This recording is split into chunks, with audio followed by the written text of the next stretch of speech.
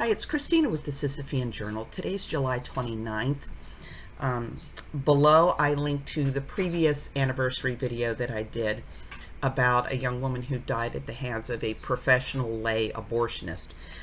Professional lay abortionists accounted for fewer than 10% of criminal abortions, most of them per research by Planned Parenthood and Nancy Howell Lee. About 90% of the pre-legalization abortions were actually being done by doctors, but some of them were done by professional lay abortionists, and that's how the young woman whose story I linked to below ended up dead.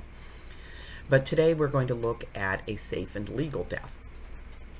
A 26-year-old woman named Yvette had an abortion performed by Dr. Marion D. Dorn Jr. at the Ladies Clinic in Charleston, South Carolina on July 16, 1985.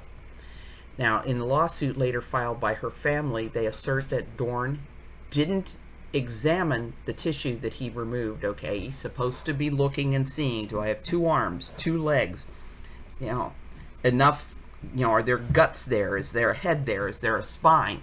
You're supposed to look and see.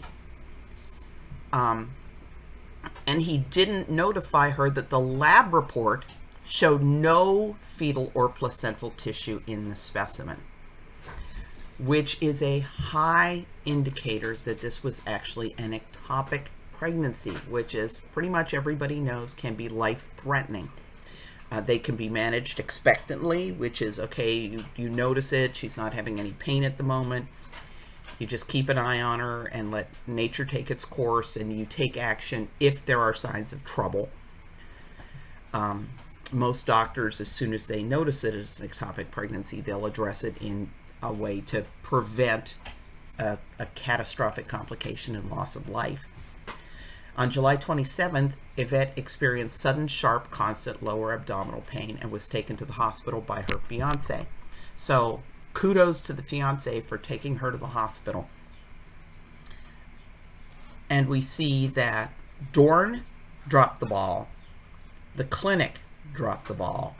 Now what happens? The emergency room, she told doctors about the abortion, which may be why they didn't diagnose an ectopic pregnancy. Oh, she can't be pregnant, she just had an abortion. Yes, she can't still be pregnant because sometimes the abortion fails, and sometimes the fetus is not in the uterus. Instead, they diagnosed her with pelvic inflammatory disease, gave her medication, and discharged her with instructions to seek follow-up care in 2 days. Now, throughout the following day, Yvette experienced continued pain and called the hospital, but they told her to give the medicine a chance to work. Again, another missed opportunity. Early in the morning of July 29th, she collapsed. She was taken by ambulance to the hospital and went into cardiac arrest due to the ruptured ectopic pregnancy that Dorn and the hospital staff had failed to diagnose. She was pronounced dead at 6:15 a.m. And this is one the National Abortion Federation did mock malpractice trials. In their mock malpractice trial, the failure to diagnose an ectopic pregnancy when there had also been a uterine pregnancy. A jury of abortionists said there's no excuse for that. You should know that if you have this lower abdominal pain, there is the possibility of an ectopic pregnancy, and you need to diagnostically rule it out.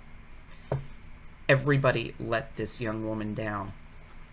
And Yvette's family sued Dorn, the clinic, the hospital, and the doctors at the hospital, and they won a measly $23,000 plaintiff verdict from a combined 4 guilty parties. That is absolutely criminal.